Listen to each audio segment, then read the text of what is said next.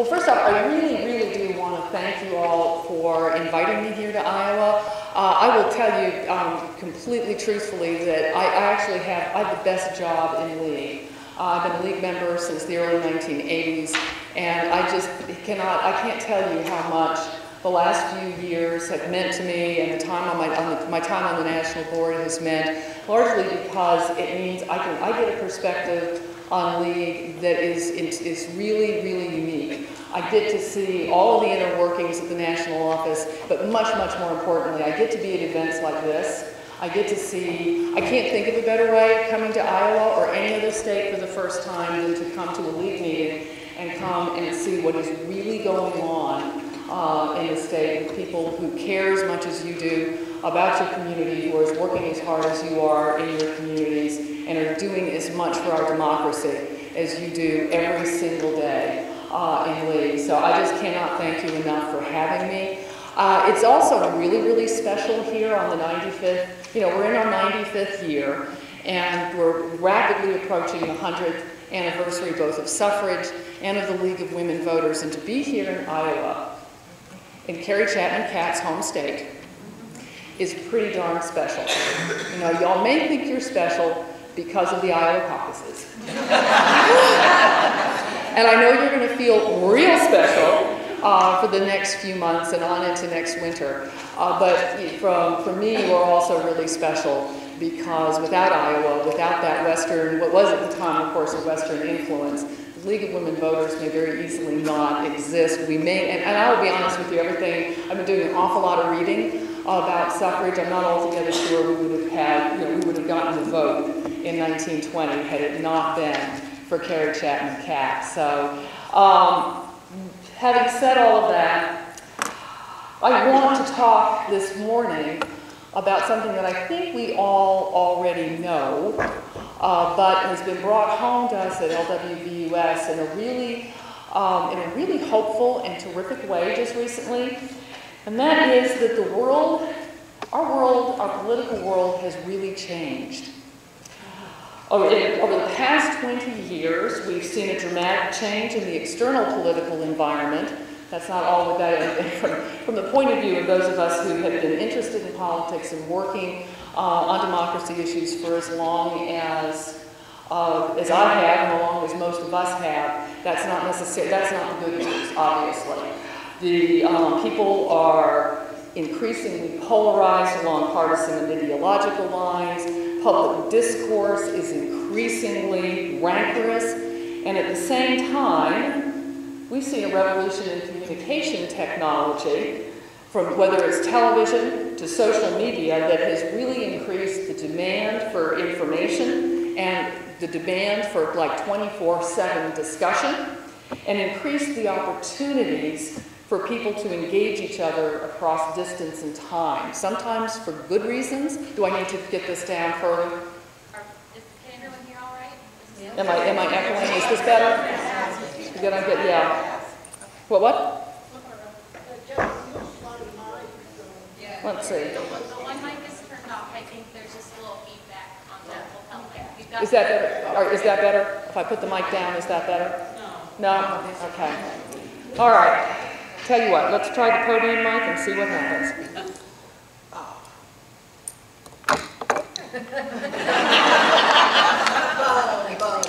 That's right. Okay. Okay, let's try the podium mic and see if that works better. Better?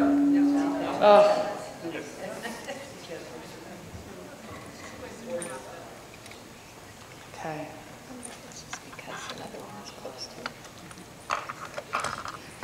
We think the mic may have too many friends. Okay. Better? Are we good? Excellent. Okay. Right. Great. I'll try and stay close to this. Okay. So we know that all of that demand for instant contact is not necessarily good. But some of it is, and some of it is really revolutionizing the way people choose to engage in the civic arena. You know, the political change for the League of Women Voters has really caused us to shift our focus. And that's been particularly true over the last 15 years. You know, since the 2000 presidential election, attention has shifted once again to election administration as a political tool. My experience, I came of age. I'm one of the. Y'all can do. Everybody, get out your paper and pencil. You can do the math on this. I am in the first class of 18-year-olds who voted for president in 1972. So that's my political experience. That's when I came of age, and during my lifetime, at least up until very recently, up until the last 15 years, my experience with election administration as a voter was that it was much more professionalized. We were moving away from the notion of manipulating elections by manipulating who turns out to vote. And I will tell you honestly, I have lived since 1974 in the state of Georgia, where that had become, that was a time-honored tradition. For many years, almost since the founding. So we had seen a real change in attitude towards election administration. The 2000 election changed that entirely. Suddenly politicians are seeing, again, as they have in the past, the opportunity to use the election laws to their advantage. I think we can all agree that that attitude got turbocharged in 2010. The 2010 election changed so much for us. You know, in League, we are accustomed to pushing the proverbial rock up the proverbial political hill with respect to redistricting reform and campaign finance reform. We know that these two pillars of special interest control over the outcome of our elections have been with us since the beginning of the Republic. And we continue to work for reform because the work for reform has got to be continuous. There are no good guys in either one of these areas, and we've just got to keep pushing that rock. We've just got to keep working on it. But at least for the last half of the 20th century, we could all agree that voting was a civic duty and that every eligible voter should be able to cast a ballot. Throughout my League career, and I'm sure throughout your League career, the challenge has not been that too many people are voting. The challenge has been that too few people have been voting. And as I said, all of that changed with the 2010 midterm elections. Early in 2011, state legislators came out of the woodwork with laws designed to suppress the vote, and suppress the vote of identifiable groups of people. Since 2011, that trend has continued and it has expanded. From early voting laws, or from early laws imposing restrictions such as voter photo ID, proponents of limiting access to the polls have moved to proof of citizenship, cutbacks in early voting periods, repeal of same-day registration, purges of voter rolls, and the list just goes on and on and on. And ultimately, of course, we lost a significant portion of the jewel in the crown of the Civil Rights era, the Voting Rights Act, when we lost Section 4, well, Section 4 and consequently Section 5 in Shelby County versus Holder. This was, and this is indeed, a crisis for our democracy. And in that crisis, the League of Women Voters has taken a strong lead in protecting and empowering the vote. We were the first to see the threat that voter photo ID laws posed to voters in this country. Those laws, the first laws were in Georgia and Indiana. The two states arm wrestled for which one of us actually dropped the first bill, but in 2005, those were the first two states to enact voter photo ID laws. I was the president in Georgia when that law came through. And I am proud to say, and I'm really proud to say, that it was the League of Women Voters. It was not the civil rights community. It was the League of Women Voters that saw that bill dropped in the 2005 session and said, this is the most significant piece of legislation that we're going to see in this session. It was the League of Women Voters.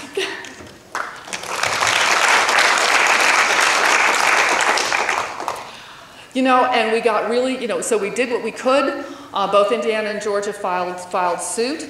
Indiana took it all the way, as we know, to the United States Supreme Court, where we got beat up pretty bad in Crawford versus Indiana. But we learned some really important lessons. And so when the real onslaught came in 2011, we were ready. And we came together as an organization in a way that I have, at least in my experience in League, I have never seen us come together before. We were not just working in our individual states. It was not just national working on things in Congress. It was not just the states that were under attack working in their legislatures. It wasn't just the local leagues continuing to do the things that they do. It was all of us coming together, whether you were a state that was passing bad legislation or not. Every league contributed to the effort to protect the vote in the 2012 election. We all worked together because we're a national organization. The National League was able, I mean, we turned our face around immediately from what was not going on in Washington, and continued to work through the grants like the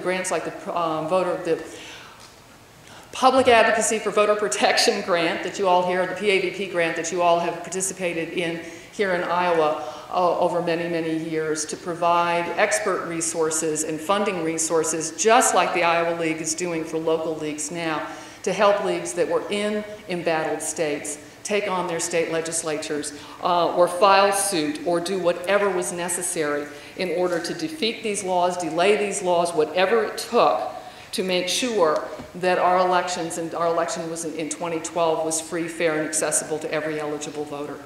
And we were largely successful.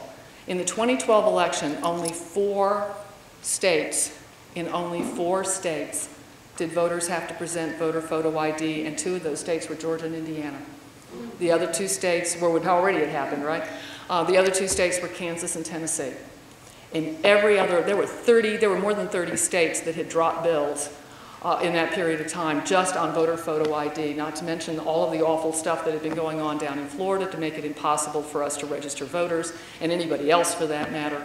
Only 4 states. We have managed to delay or defeat absolutely every other effort that had been dropped since 2011. But that's not the only way that we came together, because we always come together. We come together in every election year, and certainly every federal election, to do the things that you all have been talking about this morning, all the efforts that you're making in the local leagues. And I think we sometimes do not see that work that we do so routinely and that we call voter service is actually probably one of the best forms of voter protection that the league can provide. When we register voters, particularly when we realize, I'm not sure, I don't remember quite the league that said, you know, we keep going to the same places and discovering at the library and discovering, or wherever we were going, and discovering that everybody was already registered. So instead we turned around and we went to a crisis center, or we went to places where free lunches were provided. Well, across the country, we went to high schools. You all went to high schools in underserved communities. You went to community colleges. You went to naturalization ceremonies. You went to places where people needed the information and needed the assistance that the league could provide. And we have registered literally thousands and thousands of voters. We have participated. We are the largest single organizational participant in National Voter Registration Day. I think this is the 3rd year that they've been doing that, and every single year the league is the largest single organization with participants in the NVRD, and we continue to increase our participation year after year. The information that you are providing through vote411.org, again, it may seem like something that you're doing because it's a great service for the community. It is some of the best voter protection that we can do, because not only are you putting your voter guides up there so that folks can get nonpartisan information on the candidates that they are going to go to the polls to elect, but they can also get information on what the election laws are here in every other state in the union. They can find information on what what they need to bring to the polls. If your state is requiring voter photo ID or even any form of ID, you can go to vote411.org and put your state in or put your information in, and you're going to know what to bring to the polls. If you're not prepared, they're not going to let you vote. You can find out what your opportunities to vote are. What are your early voting dates? You can find out, even for states that are not for localities or states that are not putting their voter guides, the league voter guide up, you can find out what's on your ballot. At least you can see what races you're going to encounter on your ballot and who the candidates are. And these are services that we've been providing. You all are talking about how wonderful the state has been in helping with that, and I applaud you all for the work that you're doing with Vote 411. I would also like to remind you that you are getting the benefit of all the marketing that we do at the national office all of the time. The fundraising we do to support every piece of that except the voter guide widget, as I call it, and all of the work that we're doing to drive people to that website so that, in this last election, the 2014 election, 1.5 million views. There were 1.5 million visitors to that site, and that number is growing in every single election. So by focusing on this, by focusing on registering in underserved communities, by defeating and delaying almost every restrictive law in 2012, we continue to fight to protect the vote in every possible venue. We are, as I said, we are ready to give the voters the information that they need to get over the hurdles that are being placed in their path. It's only a barrier if it keeps you from registering and it keeps you from voting. We, at the same time, as you know, as you've discussed here this morning, we are proactively pushing for some positive reforms. 27 states, my state, they're very hopeful this year that the state of Texas, a lot of states, a lot of very, very red states are enacting online voter registration. It is not perfect. It does require you, at this point, most of the models require you to put in an ID, for a state ID number of some kind.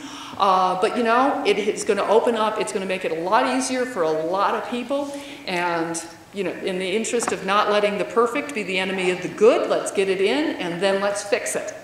We're good at that. It's what we always do. We continue to protect early voting. In my own state, we only have 418 members in my state for the second year in a row. On sine die, we have managed to defeat efforts to cut back early voting in the state of Georgia. We have preserved our early voting periods. We are working very hard to promote permanent and portable voter registration within a state, and we always, and this is something that is so suited to an organization with real people in real communities where we can actually work with our local elected officials or our local election officials on the ground. We are working so hard to encourage folks to make sure that there are adequate polling place resources, because again, if there are not enough machines in your polling place, your line's going to get long, you're going to get discouraged, you're going to go home, and your voice is not going to be heard. So for 95 years, the League has been making democracy work through our nonpartisan voter service, by mobilizing our members and supporters on issues that matter to us, and especially on those issues that go to the very, very heart of our democracy, and that is keeping, as I said, keeping our elections free, fair, and accessible to every eligible voter.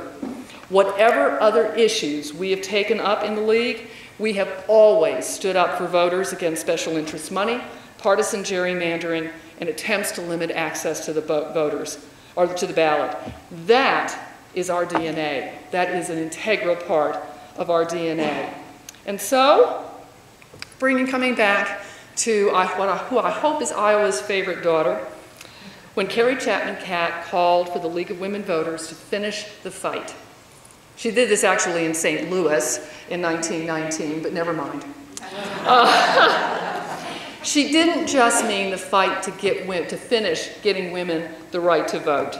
She meant the fight to ensure that the American democracy was truly a government of the people, by the people, and for the people.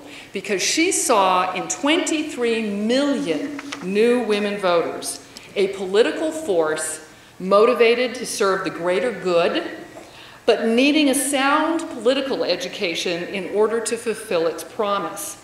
She needed an institutional vehicle to mobilize and organize women voters for the greater good of democracy. And the League of Women Voters is indeed that organization. As the 100th anniversary of suffrage and the League approaches, we at LWVUS are organizing around two themes. This is not necessarily the tagline, we're still working on that, but nevertheless, these are the themes in any event, we're celebrating around two themes, celebrating our past and embracing the future. You know, in a lot of ways, celebrating our past is the easy part.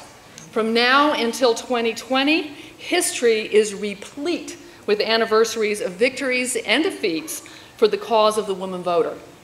We all know that ultimately the movement was successful, and we know that we are the living legacy of that success.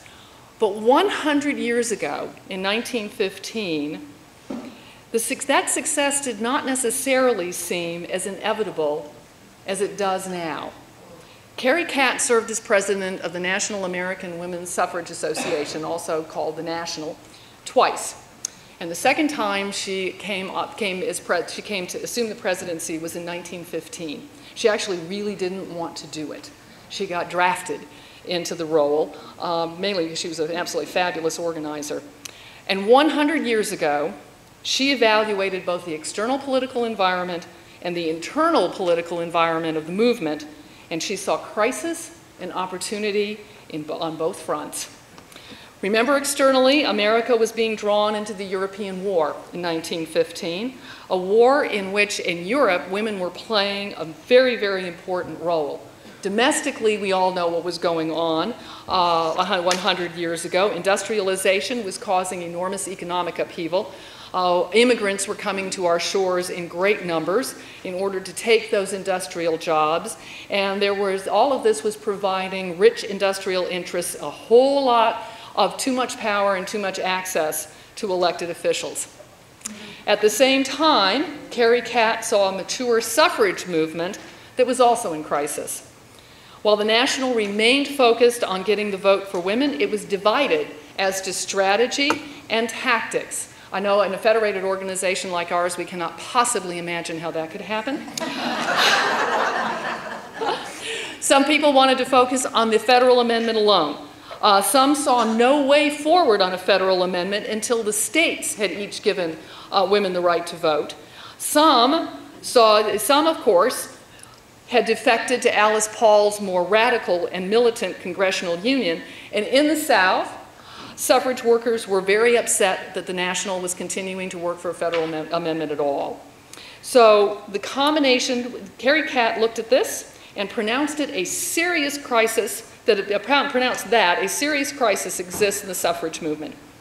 The combination of these various strategies has produced a great muddle from which the National can be freed only by careful action. But this is Carrie Chapman Catt, and where she saw crisis, she always saw an opportunity. In Europe, women were proving their worth and continuing to demand the vote.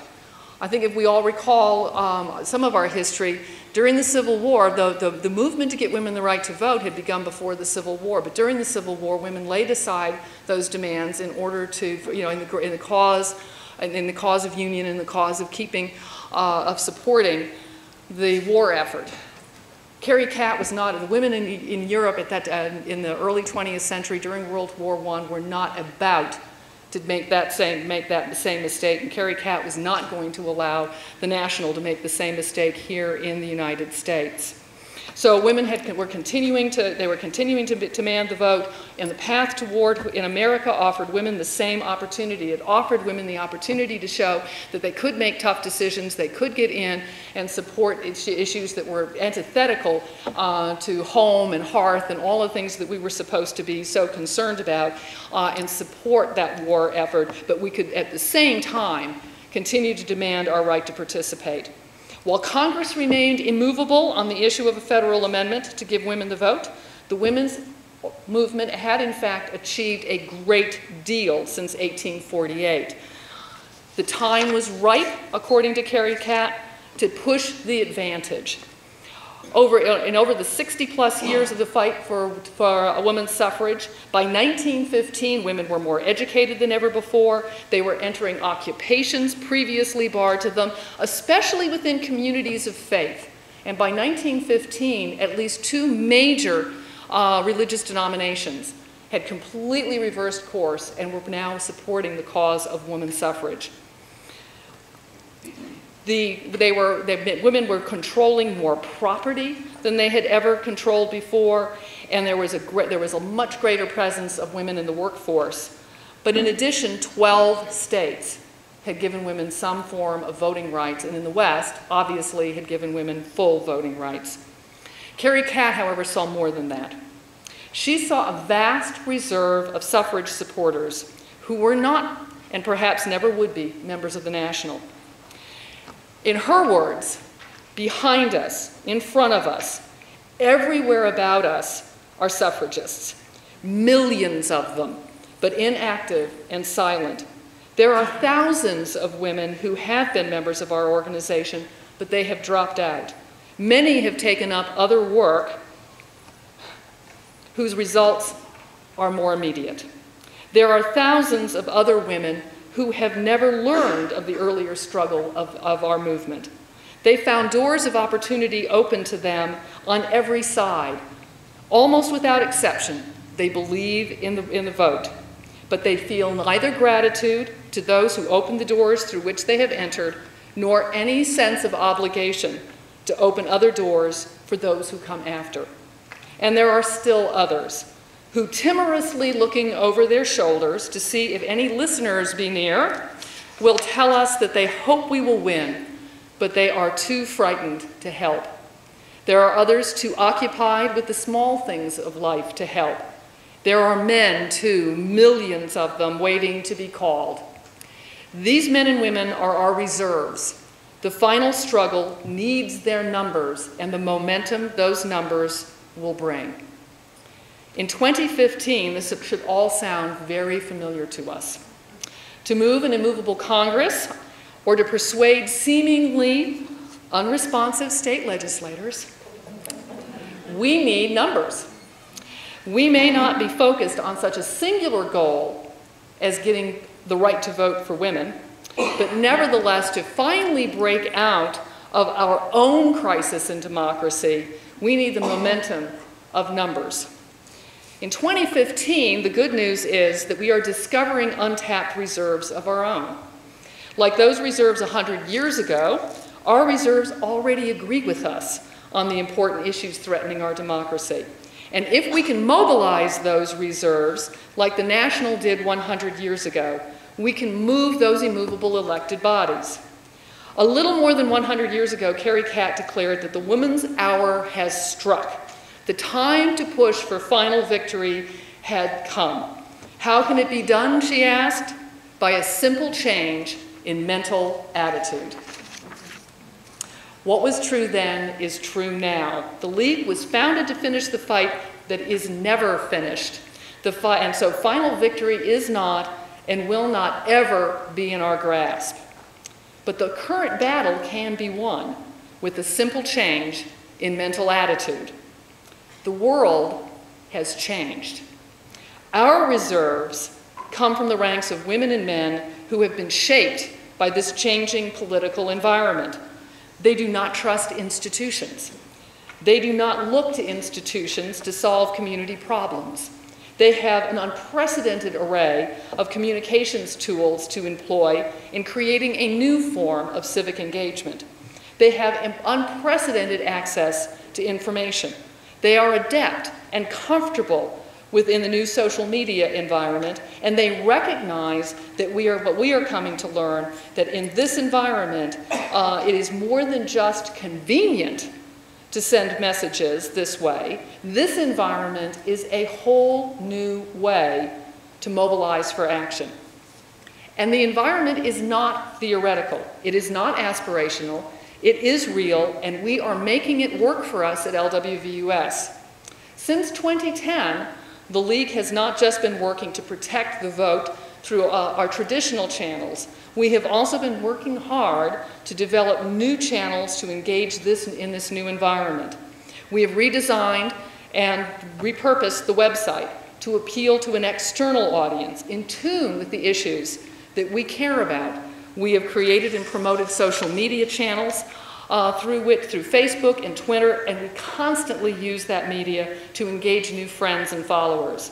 We have expanded the scope and reach of vote411.org to adapt our outreach to voters who increasingly expect to get their information online. We have created our own media buzz through online blogs and new media outlets. Equally important has been our concerted effort to find and attract new voices for our advocacy, especially in the areas of voting rights and the environment and environmental protection. Recently, we have begun, well, we've been on an ongoing basis evaluating the results of all of these efforts, but recently we've been pulling all of that together and looking at this data as a whole, as opposed to this is what's coming in through Twitter, this is what's coming in through Facebook, this is how the direct marketing is doing. And the results are they're quite startling. What we are learning is that people want to engage on issues, and they want to engage with the League. However much the environment has changed, people have not. We still want the same things. We still want to belong to a community in which our voice matters. And that should be music to our ears, because we have been that community for 95 years. What we have to do now is get into the same space that people are at, so that they can find us and they can come and be part of our community. And we have to understand that they're going to want to engage in our community, engage each other and us in our community in different ways than we traditionally expect. So what we are finding is that as a result of a very deliberate outreach beyond our members, we recently generated over 30,000 comments to the EPA on its rulemaking on its new carbon rule. We generated 28,000 of the 32,000 comments that the FEC got, because who else but the League has heard of the FEC, right? The FEC got with respect to rulemaking on independent campaign finance reform. We know from our own experience that that is not all coming from our members, from our traditional dues-paying members.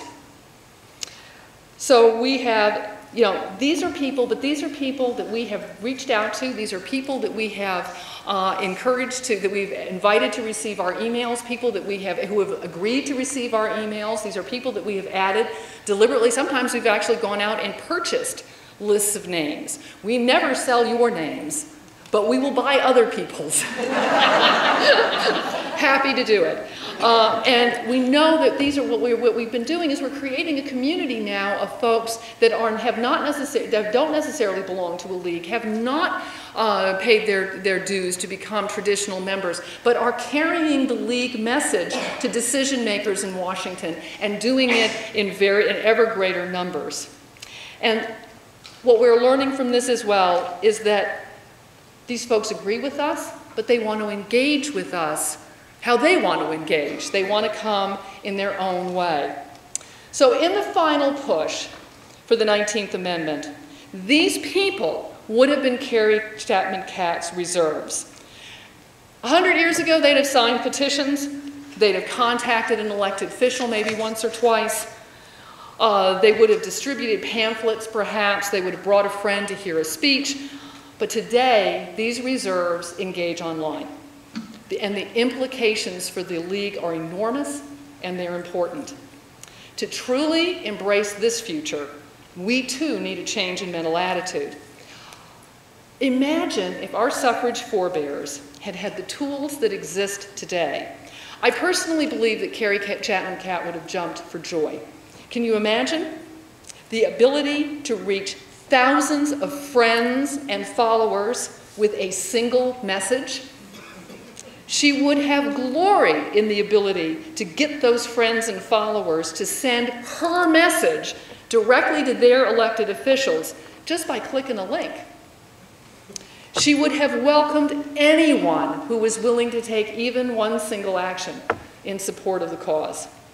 We all know that it took 5 more years after 1915 to actually achieve final victory for women's voting rights. And in Chicago, in the winter of 1920, With ratification not yet achieved, but in sight, the National American Women's Suffrage Association held its last convention.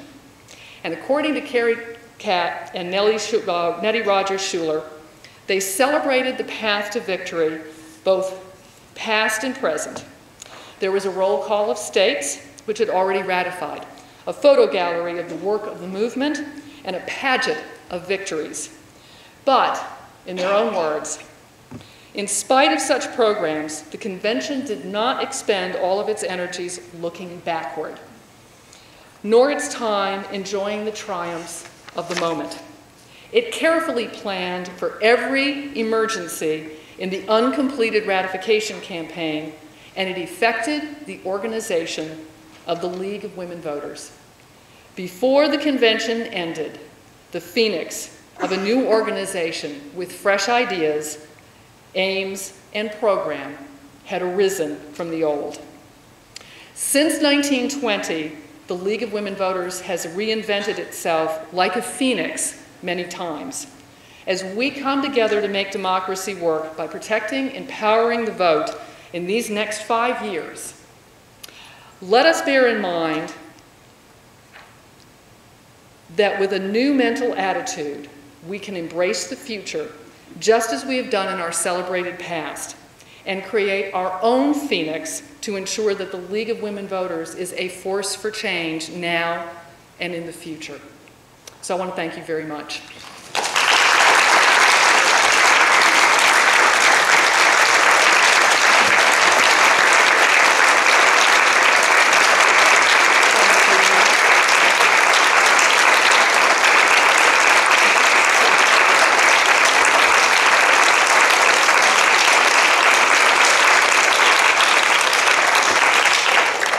You all are very, very kind, and I appreciate it, and I'm hoping, I know we've got a little bit of time. Do we have a little bit of time? Can we to take questions? Okay, because I'd like to take some questions if we could. Before questions, On behalf of the Metro League of League of Women Voters for Iowa and for Des Moines, we want to present you this bag that will give you some mementos from Iowa. And it'll be fun looking through it. And this is from all of us, and we've really appreciated you coming to join us. Thank you so much. Thank you so much. Yes, thank you so much. Thank you so much. But I do want to, I do want to take any questions that y'all might have. Yes. Could you unpack? You used a phrase when you were talking about voter registration. Could you unpack this a little bit so I can understand it better? Permanent and portable voter. Okay, permanent and portable voter registration. Okay. All right. Okay, here we go.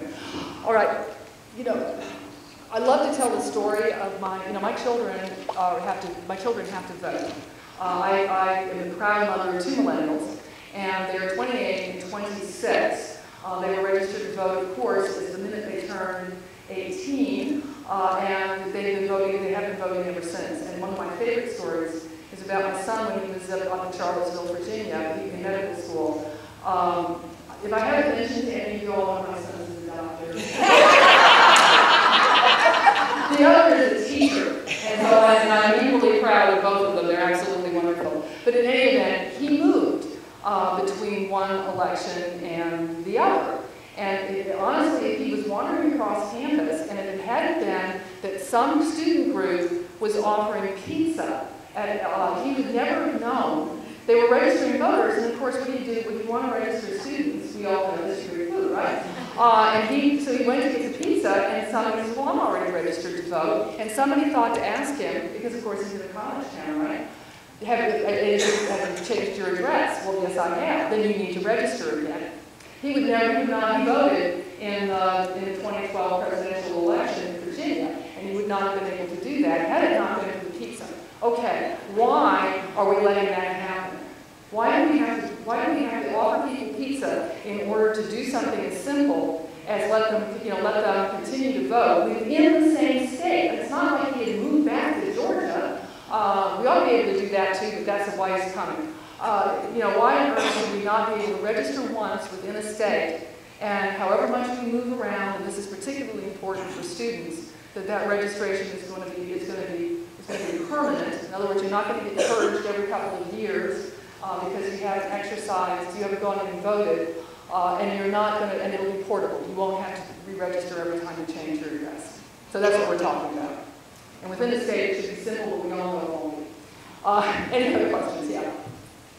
Regarding the apathy that we have going on, can you address how we, I guess we were saying, The question is about apathy, yeah. Yes, we have apathy in getting voters registered and getting over to the polls. Right.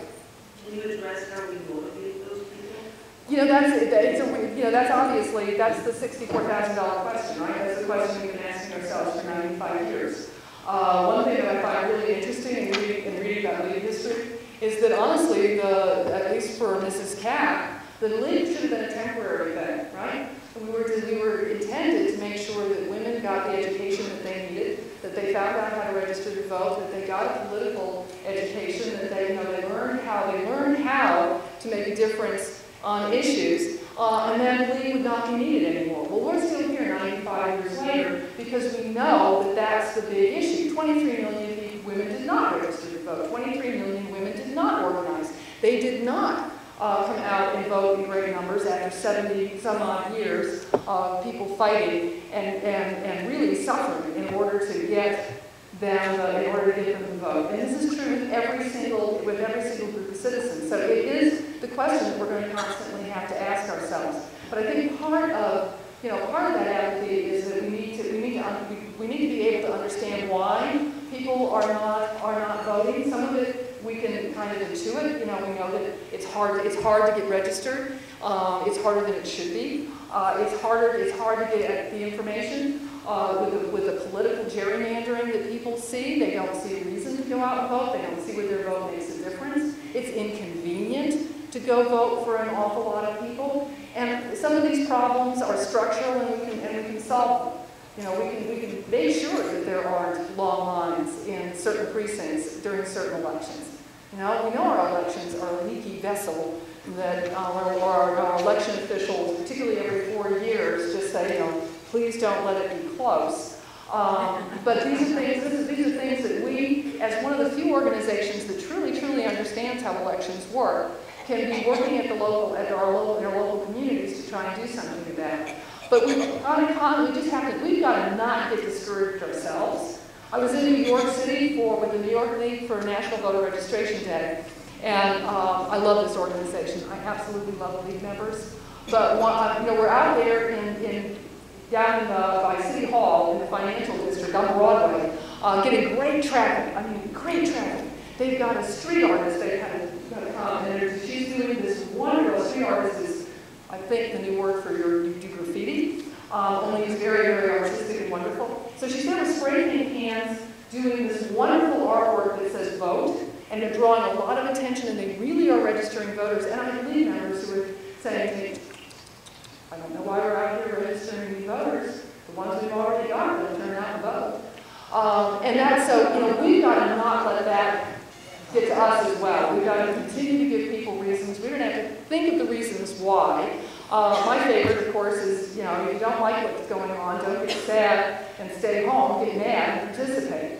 But we're going to have to get people mobilized. In some ways, this sudden assault on voting has drawn attention to the importance of the right like never before. And it is bringing together, it's getting people motivated that hadn't been motivated. It is keeping together groups that might otherwise not be seeing common ground. So we need to. That's an advantage for us right at the moment, and we need to keep emphasizing that you're lucky here in Iowa that things are like simpler than they are, for example, in Wisconsin, where they're now going to have to start showing one of the most restrictive voter photo IDs in the country because every legal avenue has been cut off. So there are people that are having it a lot tougher than you are.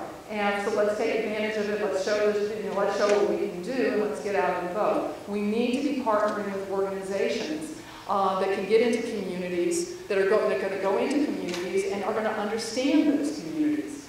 We do need to get into high schools. We need to get into high schools in underserved communities, but we don't necessarily need to be doing it by ourselves. We should be doing it with partners with the kids at the school, with parents at the school, with the PTA at the school, with any organization, any of the organizations, the minority organizations or organizations particularly for new citizens. You know, partner with these groups so that A, you've got somebody who can speak the language if you need that, but also because they're going to understand the reasons in that particular community, what the barriers are, and we are a resource. We don't necessarily need to carry this burden all by ourselves. Yes? How do you see the League addressing the Citizens United status in terms of how it became a big door that opened up a huge weight of cash by corporate America? And I believe it has a lot to do with the apathy, because in our last election we were one of those hotly contested ones. Right. Probably more money was spent here than even in California. Right. And that has created a lot of people who just don't know what Exactly. the truth is. Right, so exactly. What's the role of the League in dealing with Citizens United and changing it? I think the first thing that we've got to do is we've actually got to understand what's going on. We have to get the facts ourselves, and the facts aren't as simple as that. And that's what we have a tendency because we do what is the downside of the new environment that we're in, the downside of the 24-hour media cycle, the downside of the shortened attention span is that if you can't put it on a bumper sticker, you can't explain it, right? And so the bumper sticker we're seeing on Citizens United is corporations aren't people and money isn't speech, right? Except that it is, this is heresy, and I know we haven't necessarily decided this yet as an organization. Money is so to speech. We certainly hope so, because when we plunk down our money for the causes that we believe in, we're doing it because we believe in those causes to support those causes. And if that isn't a form of free expression, I don't know what is, right? And so, but that's a nice bumper sticker. That's a nice bumper sticker message. Corporations are people. Corporations really are not. That wasn't the problem. The problem, of course, was that the Supreme Court has suddenly found that the corporate entity, or the people who make up that corporate entity, have political speech rights, right? That we had not discovered before. Okay, that's a lot more complicated than corporations are people. The other thing, of course, too, that we need to understand ourselves is what's actually happening on the ground. Citizens United did not create the situation that we're in right now. That situation existed before. What it did is turbocharged it. What it did, I always say the operative word in Citizens United is not corporation, it is not money, it is not speech, it is unlimited. That's the problem, okay? But we need to understand that ourselves, or we're going to continue to do things, we're going to continue to convince ourselves that there's not things that can be done right now without something huge, like repealing part of the First Amendment. Let's be really honest with ourselves, okay? And there are things that can be done. There's just not the political will to do it anywhere. What are some of the things? Has everybody been reading about the pseudo-candidacy of certain, of the quite not yet declared candidacy of some candidates, right? And that the reason that is happening is, of course, we've created a super PAC. The super PAC is not a new entity. It is simply a 501c4 that takes money from mainly other 501c4s. We really have very little evidence that any private corporate money is going into any of this, right? What we're seeing largely is individuals. Well, individuals, and we're seeing them put their money into, this 501c4 that then contributes to that 501c4 that then becomes the super PAC, right? And the rules now are, even after Citizens United is, that has to be independent. Well, if the candidate is coordinating with the super PAC, as is blatantly going on right now with these undeclared candidacies, then they're coordinating, right? That is not independent spending. That is making an end run around the contribution limits, which are still in place. So, what can we do about that? Well, there's a bill in Congress right now, and we put in information in the update about this to define what we mean by independent expenditure. What does it mean to be independent? Okay? Now, this bill isn't going to be strong enough. Nothing is, because as I said, there are no good guys in this area. I don't care who says what. There are no good guys. They're all saying, oh, we need to do something, we need to do something. And over here, they're shoveling cash into their super PACs, right? So there are things that can be done. We could define coordination to the point where it wouldn't be worth it anymore for the billionaire to funnel the money to the candidate, because the billionaire doesn't want to give the money to the candidate unless the billionaire can control the message. If it was truly independent, the candidate should be running so fast in the opposite direction that, your heads would spin. It's because it's not independent that this is working out so well. We could increase penalties for what happens if you coordinate. We could put some teeth into enforcement. We could, the FEC, the Federal Elections Commission, is dysfunctional. Why is it dysfunctional? The Republican who said it's dysfunctional because Congress created it this way is absolutely correct. Congress did create it this way. Congress can uncreate it that way. So there's a lot that can be done. It's just there's no political will to do it because there's just so much money involved. And there's a lot, I think, that can also be done. I think, only looking at the federal level is really a mistake. Because I think you can get a lot more done sometimes at the local level. And believe me, money is a problem at the local level. It's a problem just in a different way, right? I live in a county right now that is mired in scandals. We've got everybody's under arrest, everybody's under indictment, everybody's on trial. And what have they been doing? It's as simple as they've been shaking down county contractors for campaign contributions. Right? Yeah. We discovered they had a slush fund. It is a slush fund that was created in the charter for the county government that nobody had noticed before, that our county commissioners are using. It's $250,000 a year. It's a part-time job. And they're laundering the money through friends and family as consultants to come back to them. I mean, there's so much money, so many places. And so focusing on that immovable Congress right now, you start building a groundswell of this is unacceptable, and you give people some success in small ways, the things that you actually can pay attention to, or you can get your legislature to actually impose some, put some teeth into ethics legislation, and then you can start seeing a path forward and develop a little bit of momentum. Okay? So I think we need to be attacking on all fronts on that. I think we need to not let ourselves get discouraged because it all looks so big and so hopeless. It is. I don't think it's as hopeless as people are making it out to be. It's just that somehow we got to create the political will. It's got to be politically unacceptable to be continuing to behave this way, and there is only one ultimate solution that I can see. The only solution is we got to turn out as many people to vote as possible. The only thing I have ever seen defeat a well-funded candidate is an issue that turns out voters who don't like that candidate. And history is replete with examples like that. The money can't control everything. So we got to get people out to vote. And it is the best thing to get mad about, and the best reason to go get registered to go out and vote for somebody. Okay? Other questions? Yeah. I think you just suggested that when we go to a candidate's campaigns, when we go to caucuses, that we bring the ethics questions into those. Absolutely.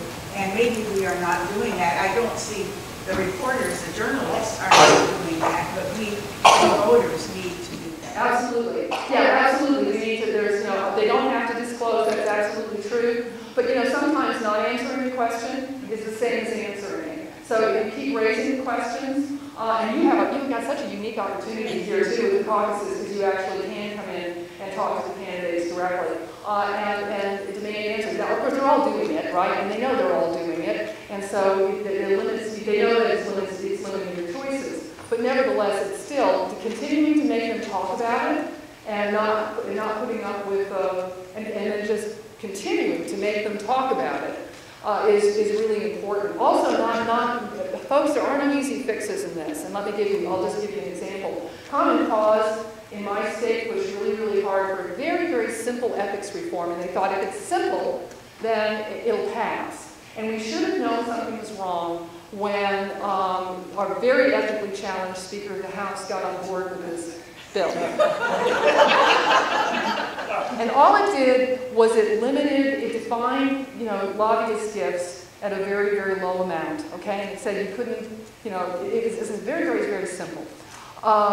Okay, so I'm reading in the paper just recently that, of course, what it says is you can't take a legislator out for dinner and spend more than $75, right? What it didn't say is that AT&T, Home Depot, Coca-Cola, Georgia Power can't take out a whole committee of legislators and spend however much money they want on them. So what we're seeing now is legislator conventions paid for by lobbyists. And they are openly disclosing this because they have to disclose.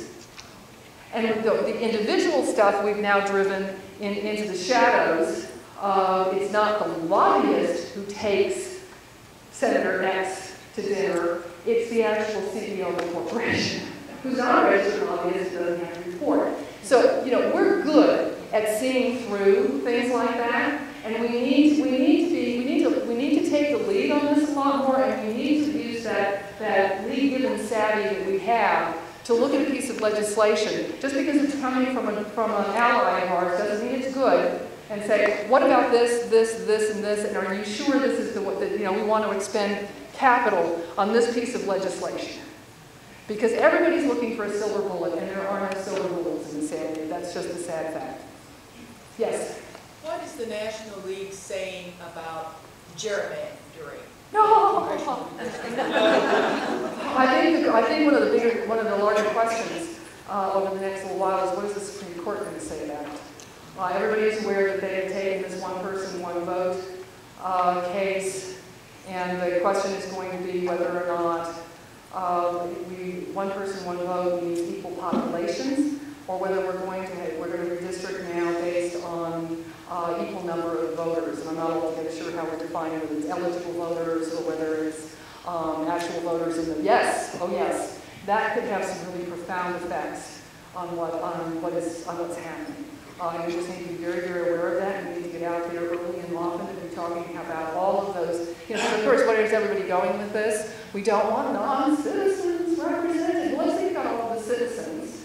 You've been talking about folks this morning who are, who either are going to be eligible voters because they're not old enough yet, or for some reason, temporary or otherwise, are not eligible because they have a felony conviction and they haven't completed their sentence, or whatever it is that finally triggers. How are you going to define all of this stuff? And there are an awful lot of us who deserve representation, but aren't, for some reason or other, aren't able to vote. So we need to really be paying attention to that. Now, in terms of just the regular stuff we've been involved in, we've had a good decision out of Alabama with respect to racial gerrymandering.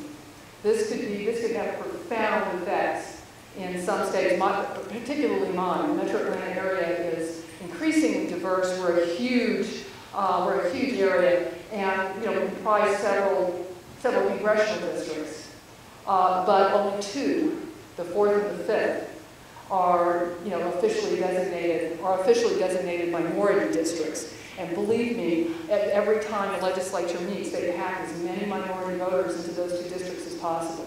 If you unpacked those districts in Atlanta, minority voting strength would be improved so enormously. But every 10 years, they all come together and say that the Voting Rights Act made us do it this way. And the Supreme Court has said, no, this Voting Rights Act doesn't make you do it this way. You have to look at this differently. That could have some enormous implications in some communities when we get around to the next round. But as I said, it's the proverbial rock where we're pushing up the proverbial hill. We have no friends in this area, at least not in the legislature. And everybody, if you're in the majority, you're going to try and stay that way no matter what. And it's going to take all of us continuing to talk about this now, when you can still do some reforms. And you all have a good system here in Iowa, but nevertheless, I know you have a good system here in Iowa, but it's still, the rest of the country is in bad shape. And so we just have to keep doing what we can do. And it's just not an easy task because everybody's eyes glaze over as soon as you start talking about it. take a break? So we now? got to do this. I got to Go to do, lunch. Bonnie's giving me the hook. Okay, we're going to go to lunch. I think everything is set up right outside this room, right by the little tables, right there. So we just march out there and line up.